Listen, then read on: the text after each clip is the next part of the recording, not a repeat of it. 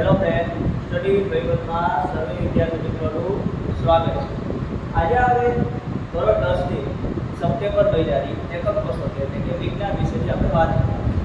હવે આ એકમ કસોટીનું સોલ્યુશન મૂકવાનો એક જ હેતુ છે કે આ જે પેપર હોય બરાબર એ બોર્ડની પરીક્ષામાં સૌથી વધારે ઉપયોગી હોય. આમાંથી સૌથી વધુ કોઈ પ્રશ્ન પૂછાતા હોય આ ક્વેશ્ચન છે તો એ આપણી એકમ કસોટીમાંથી પૂછાતા હોય છે. તો આજની આપણી જે એકમ કસોટી છે એ સપ્ટેમ્બર મહિના બરાબર કે 9મા મહિનાની એકમ કસોટી છે અને વિજ્ઞાનમાં બે પ્રકરણ છે. એક માનવ આંખ છે અને એક છે એસિડ અને બેઝ. તો આપણે હેતુલક્ષી અને અમુક એવા જે પ્રશ્નો છે એ બધા વિષયનું આપણે સંપૂર્ણ સોલ્યુશન મૂકવાનું છે. પરંતુ અમુક પ્રશ્ન એવા હશે કે જે ટેક્સ્ટ બુકમાં બેઠા બેઠા મળી જશે બરાબર. એ તો ટેક્સ્ટ પેજ કરાવી દઈશું અહીંથી આ વસ્તુ અહીંયા આવશે.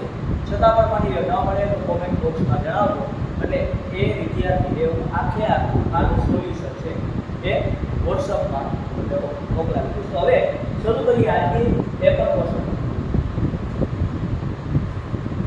એવા સેક્શન એ જે 7 ગુણ છે એવા આપણે પહેલું કીધેલું છે કે નીચે આપેલા વિધાનો માટે આપેલ વિકલ્પમાંથી સાચો વિકલ્પ પસંદ કરો ભાઈ. તો કે એક જવાબ છે એ ભૂરા લિટમસને જો ભાઈ ભૂરા ને લાલ બનાવે તો એ કોણ હોય? એસિડ એ ભૂરા.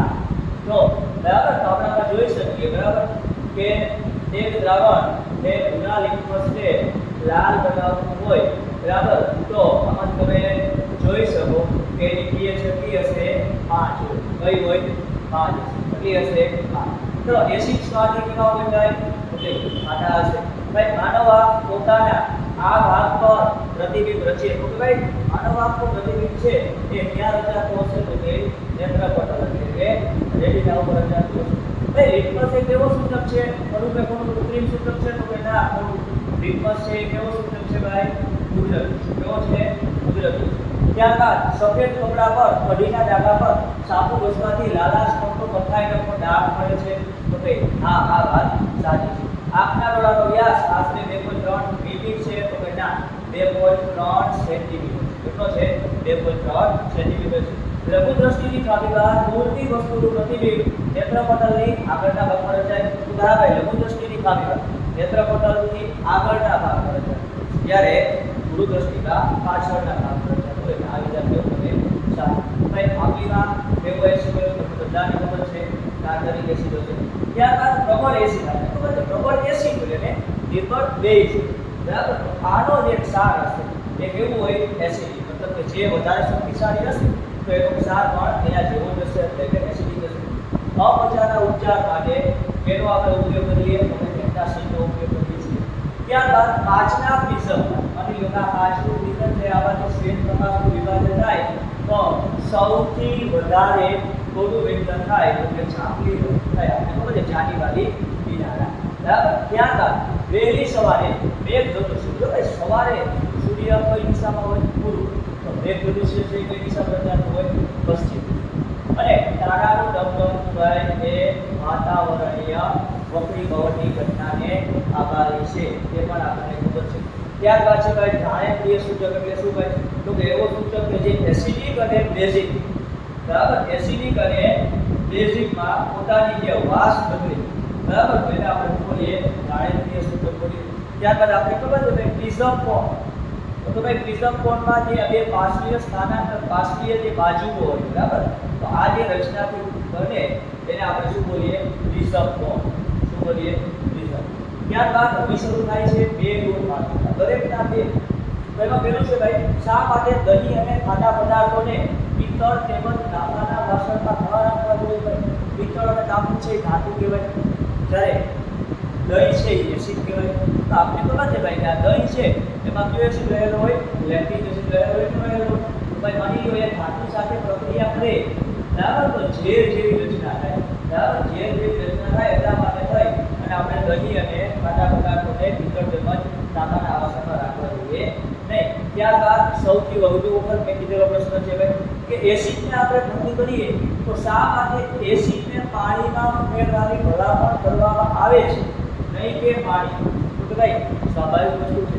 આપણે માની લે કોઈ એસિડ રહેલું હોય બરાબર. આપણે એસિડ હોય ને એમાં પાણી નહીં ને, પરંતુ પાણી હોય ને એમાં ધીરે ધીરે એસિડ છે હલાવતું જવાનું અને અંદર પ્રક્રિયા દ્વારા આ વસ્તુ કરવાની. માની લો કદાચ તમે એસિડ હોય એમાં ડાયરેક્ટ પાણી નાખો તો એસિડ છે એ કેવું હશે તો કે ઉષ્મા ખૂબ જ વધુ પ્રમાણમાં મુક્ત કરશે અને કાચનું પાત્ર તૂટી જાય અને ઉભરા સાથે આપણી સ્કિન ઉપર પણ આવી શકે. એટલા માટે થઈ ગયું.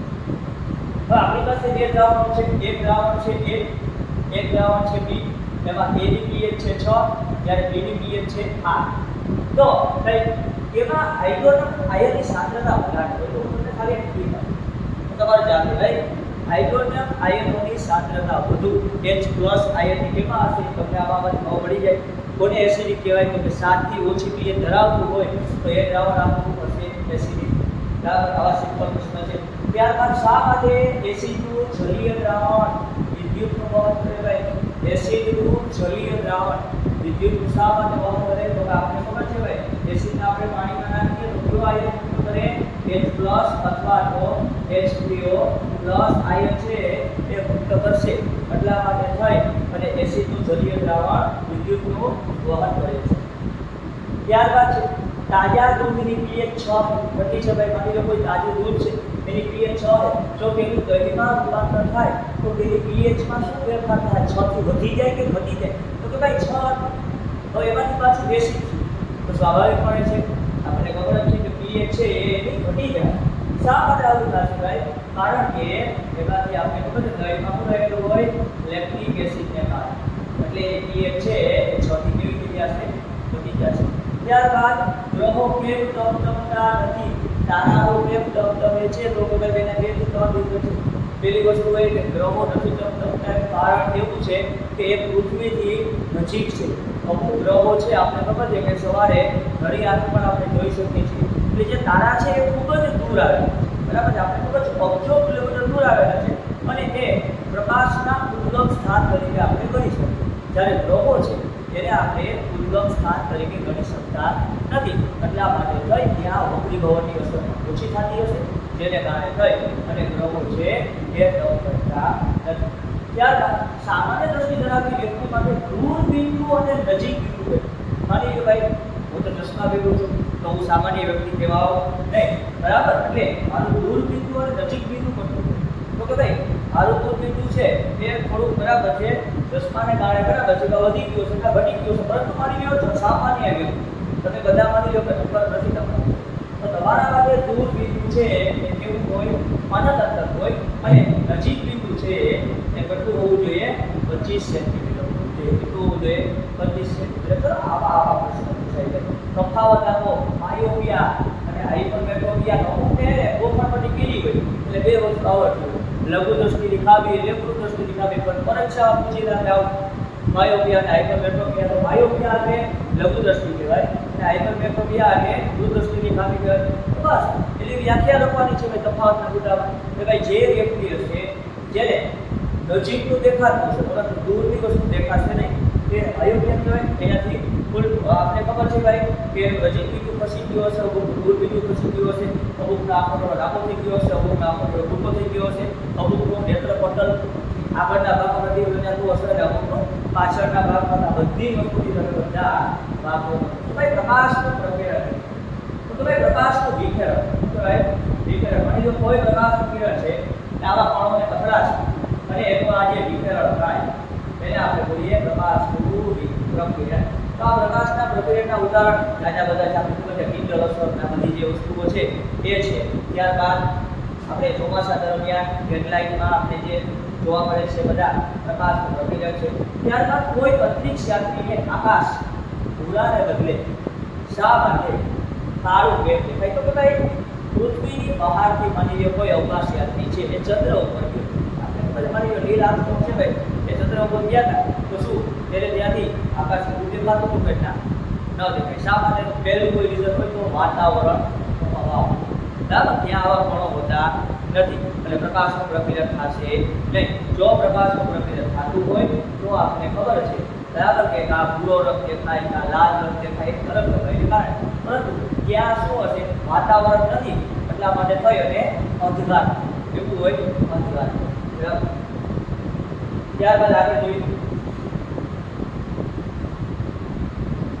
સેક્શન બી નીચેના પૈકી કયો વધતી જતી એસિડિકતા ભાઈ એસિડિકતા વધતી જાય છે તો આ વસ્તુ તમારે જો એસિડિકતા વધતી હશે તો સ્ટાર્ટિંગમાં ઘટતું હોય તો ભાઈ પાણીને થોડું એસિડ કહેવાય પછી હું તમને હીટ આપવામાં હે ને હાઇડ્રોક્લોરિક એસિડ છે ને સૌથી પ્રબળ છે બરાબર આ ત્રણેય હવે તમે તમારી રીતે નક્કી કરી લેવાનો ઉપયોગ કરવામાં આવે એટલું મોટું તમે તમારી રીતે પણ કરી શકો ને બરાબર હવે આ દાખલો છે કોઈ વ્યક્તિ છે કે 2 મીટરથી વધુ અંતરે રહેલી વસ્તુને સ્પષ્ટ ન જોઈ શકે 2 મીટરથી વધુ અંતરે રહેલી વસ્તુ 2 મીટરથી વધારે નથી જોઈ શકતો હોય તો આ ખામીને કયા પાવરનો લેન્સના ઉપયોગથી નિવારી શકાય તો ભાઈ -0.5 ડી બરાબર ત્યારબાદ આપણે અહીંયા એક પ્રયોગ આપેલો છે હવે આ પ્રયોગમાં આપણે ખબર જ છે ભાઈ કે આ કઈ પ્રક્રિયા છે તો આ કેલ્શિયમ હાઇડ્રોક્સાઇડ છે આ બંધ HCl છે આમાં આપણે સોડિયમ કાર્બોનેટ એટલે કે Na2CO3 એડ કરેલો હતો બરાબર અને એસિડ સાથે પ્રક્રિયા કરેલી હતી તો આમાંથી કયો વાયુ પસાર કરવામાં આવે તો કે CO2 કયો વાયુ CO2 આપણે ખબર છે કે CaCO3 બરાબર પછી CaOH ટ્વાઇસ આ બધી વસ્તુ આપણે ભણેલા છે વધારે માત્રામાં પાછો CO2 નાખો તો દુધિયારકમાંથી એ કલર પાછો ચેન્જ થઈ જશે તો જવાબ આવશે CO2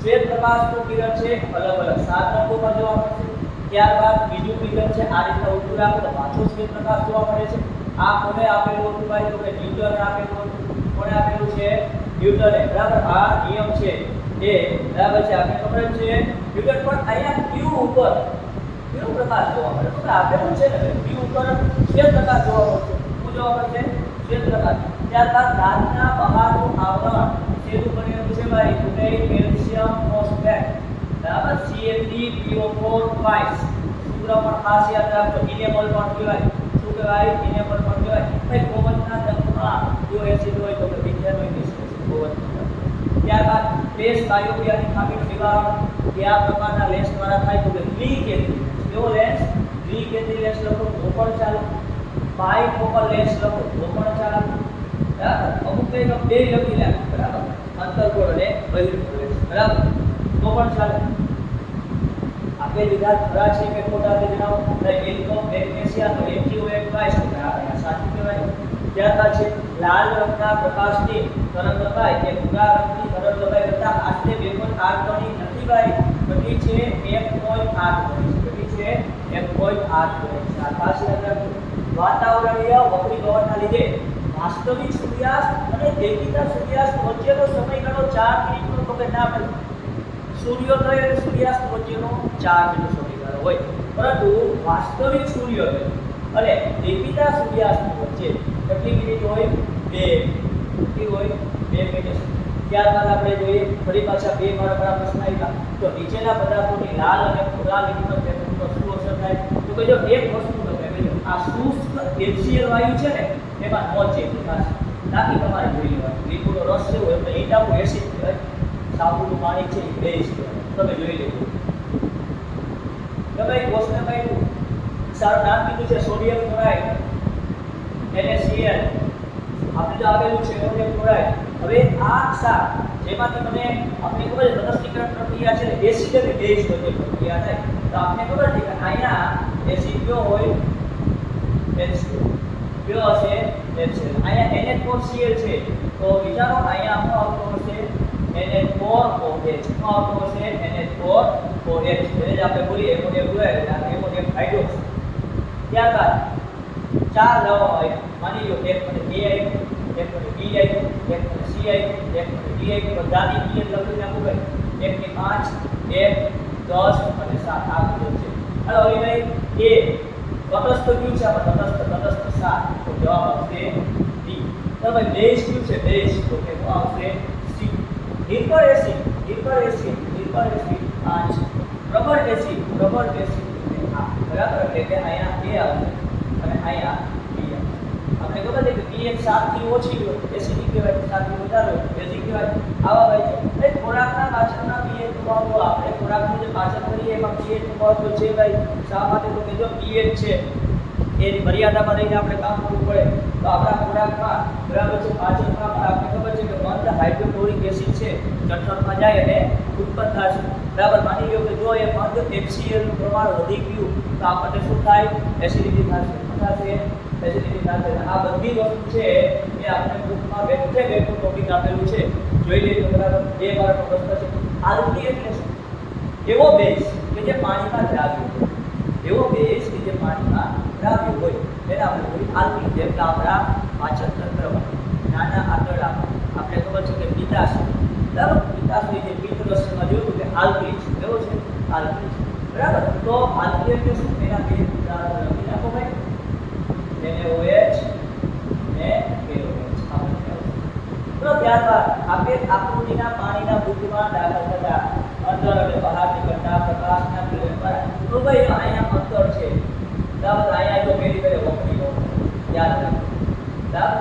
પાત્રામાંથી ઘટના, પણ અહીંયા જો તમે પરાવર્તન, અહીંયા ત્યાં ઘટના, એટલે આ વસ્તુ ગઈ પરાવર્તન, એટલે પાછો અહીંયાથી આમ બહાર નીકળ્યું, તો આ પાછી ઉઠ્યો છે ભાઈ વપરી લો, ઉઠ્યો છે પાછું ભાઈ લઘુ દ્રષ્ટિ, ગુરુ દ્રષ્ટિની ખામીઓની દિવાળની માત્ર આકૃતિ દોરવાની છે. હવે આપણે ખબર છે ભાઈ લઘુ દ્રષ્ટિ હશે તો એને કેવા ચશ્મા પહેરવા પડશે? અંતર્ગોળ લેન્સ. કેવા પહેરવા પડે? અંતર્ગોળ લેન્સ, મતલબ કે આ ટાઈપના. અને બહિર્ગોળ લેન્સ આકૃતિ તો નથી આવતી ભાઈ આપણે, આ ટાઈપના બહિર્ગોળ લેન્સ વાળા ચશ્મા, બરાબર. તો આ આપણે માત્ર આકૃતિ દોરવાની છે, તમારે સમજાવવાનું છે આકૃતિ દોરી, બરાબર. પછી બરાબર છે, આ દાખલો છે, બરાબર. એની કેન્દ્રમાં શોધવાની. ત્યારબાદ કાર્ય, એ દાખલો છે પાછળ આપણે કરશું.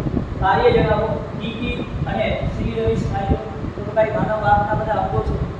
કોર્નિયા, બારકોડ પટલ છે, ટીકી છે, નેત્રમણી છે, સિલિન્ડરી સ્નાયુ છે. તો ટીકી છે ભાઈ એ શું કરે? તો ભાઈ વધુ માત્રામાં પ્રકાશ આવી જશે તો એ મુજબ આંખ છે પોતાની વધારે પ્રકાશ આવતો હશે તો આંખ છે એ સંકોચન અથવા વિકલ્પ કરી નાખશે, બરાબર. આ ટીકીના આપણે જે કાર્ય છે લખવાના છે બે સિલિન્ડરી સ્નાયુ, તો નેત્રમણીને જકડી રાખવાનું કાર્ય કરે છે. ટીકી છે તો કંઈક પરિવર્તનશીલ છિદ્ર છે, બરાબર. આંખની સમાવેશક ક્ષમતા, બરાબર. જે આપણે આગળ વાત કરી હતી લાઈક આંખની સમાવેશક ક્ષમતા, તો કે ભાઈ જે લઘુત્તમ અંતરે અથવા તો મહત્તમ અંતરે, બરાબર, આપણી જે જોવાની જે ક્ષમતા છે, બરાબર, એને જ આપણે બોલી આંખની સમાવેશક ક્ષમતા, જે આગળ આપણે આવેલો છે.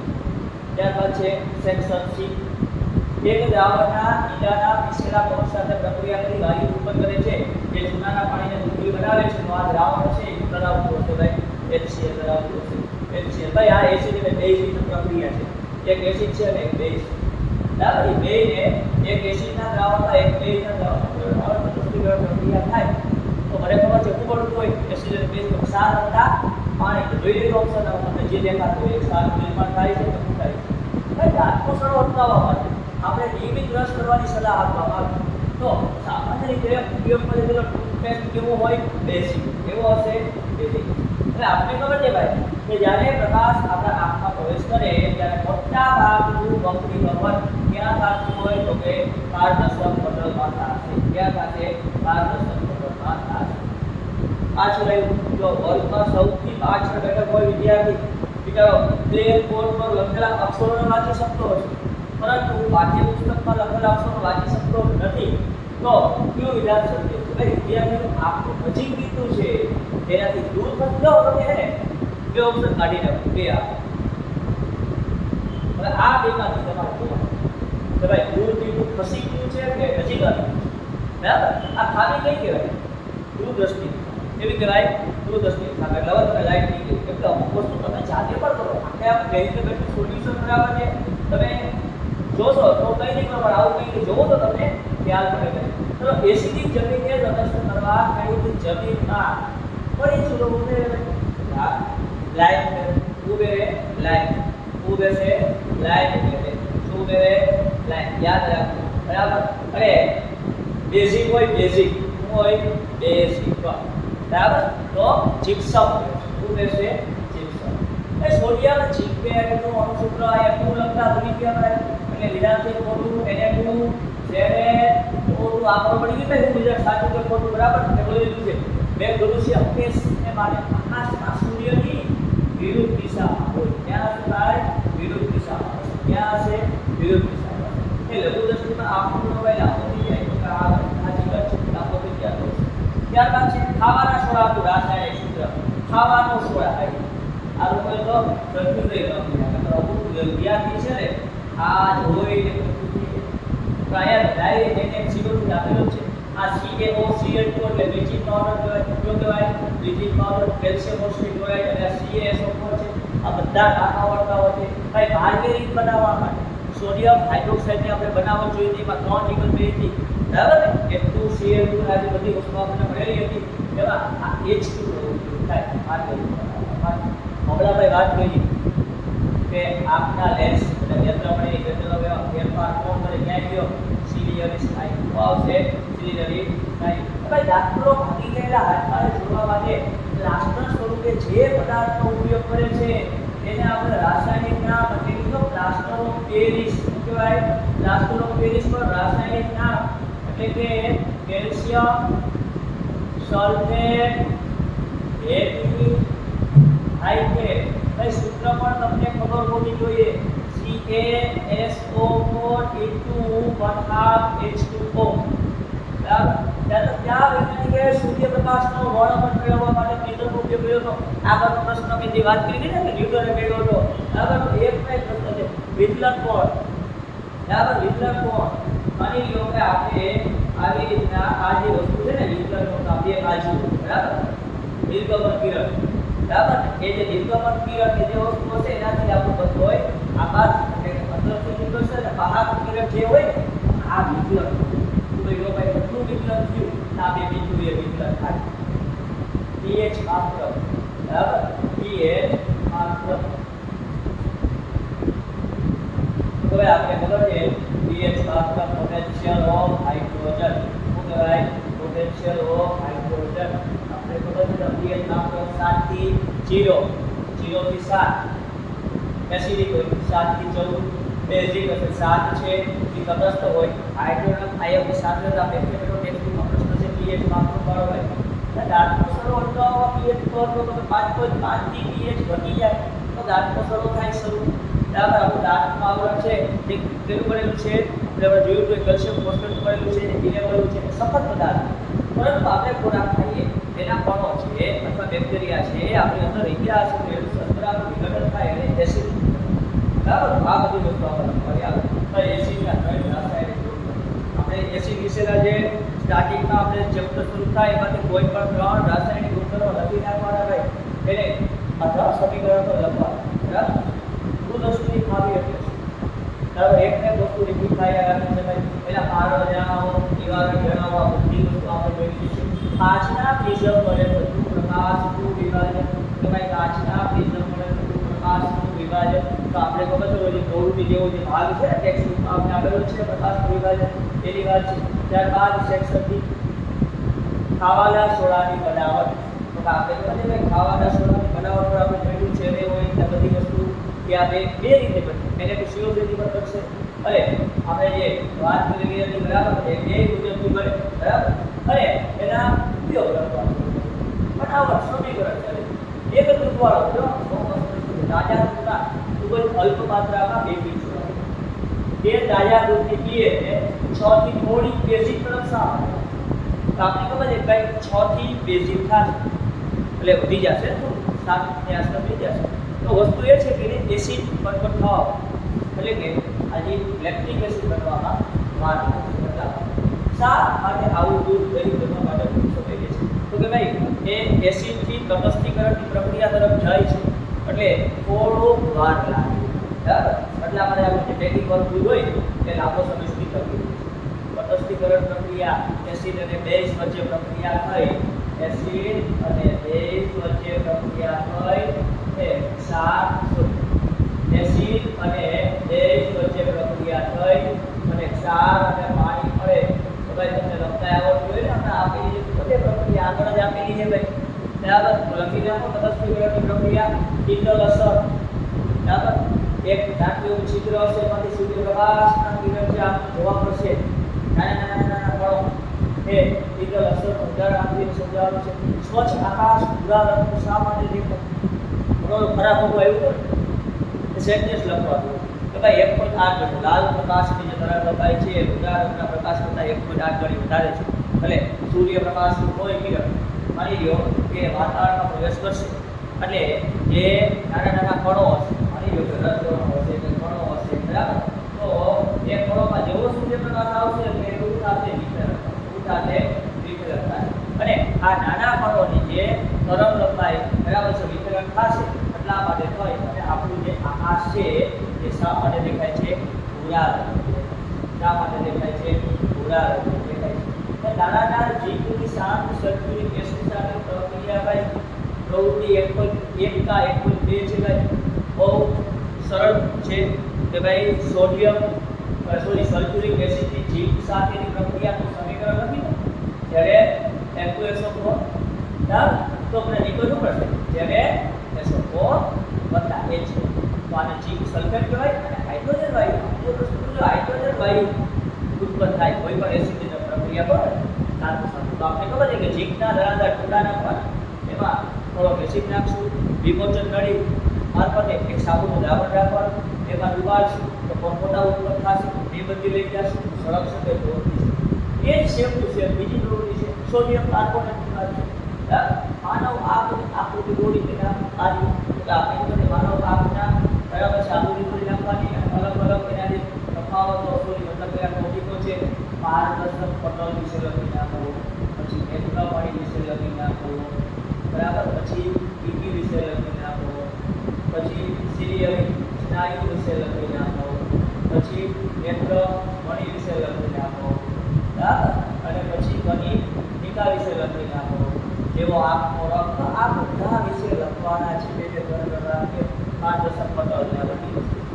અને આ એનો બેઠો દરિયા વિશાલીય પાણી એને હોય છે આ બધી વસ્તુ છે આપણે જોઈએ કેનોલ ઉપર કેવાયું થાય કેથોડ ઉપર કેવાયું મુક્ત થાય યાદ છે ને ભાઈ તો કેનોલ ઉપર કેવાયું મુક્ત થશે ભાઈ તો તમે જોઈ લીધું ટેક્સ્ટ બુકમાં કેનોલ ઉપર કેવાયું મુક્ત થશે કેથોડ ઉપર હાઇડ્રોજન થશે તમે કહી બરાબર એના ઉપર ક્લોરીન વાયુ બરાબર એ બધું જોઈ લેજો. આ પ્રક્રિયા પૂરી કરવાની ચા પદ્ધતિને ક્લોર આલ્કલી પ્રક્રિયા કહેવાય. કેવી કહેવાય? ક્લોર આલ્કલી પ્રક્રિયા કહેવાય છે ભાઈ. તારાઓના પ્રકાશનું થાય છે ભાઈ વાતાવરણીય મોકલીઓ થવાથી તમારા તારાઓ ધબધબવા લાગે છે. તારાઓનો પ્રકાશ પૃથ્વી પહોંચે તે પહેલા પૃથ્વીના વાતાવરણ પ્રવેશ થતો દિશા બદલે છે. દિશા બદલવાની ઘટના એવા પદ્ધતિમાં થાય છે કે તેનો મોકલીઓના પ્રતિક ફેરફાર થતો જાય છે.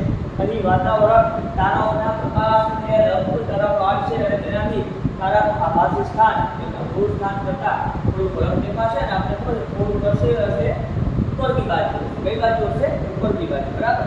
ને આ જે વસ્તુ છે એને આપણે કેવી ઘટના મૂકીએ છીએ? ધબધબવાની અસર મૂકીએ છીએ બરાબર. આવું હતું આપણું એકમ કસોટીનું પેપર વિજ્ઞાન સરળ પેપર છે બરાબર. અને બધા વિદ્યાર્થીઓને આશા છે કે જો આપણો વિડીયો ગમ્યો હોય તો લાઈક કરજો, શેર કરજો, સબસ્ક્રાઈબ કરજો અને બીજા વિદ્યાર્થીઓ જોડે પણ પ્રવેશ કરજો. છતાં પણ આમાંથી એક પ્રશ્ન તમને ન જો મળતો હોય ટેક્સ્ટબુકમાંથી તો આપણા જે ચેનલ છે બરાબર એ નીચે કમેન્ટ કરજો.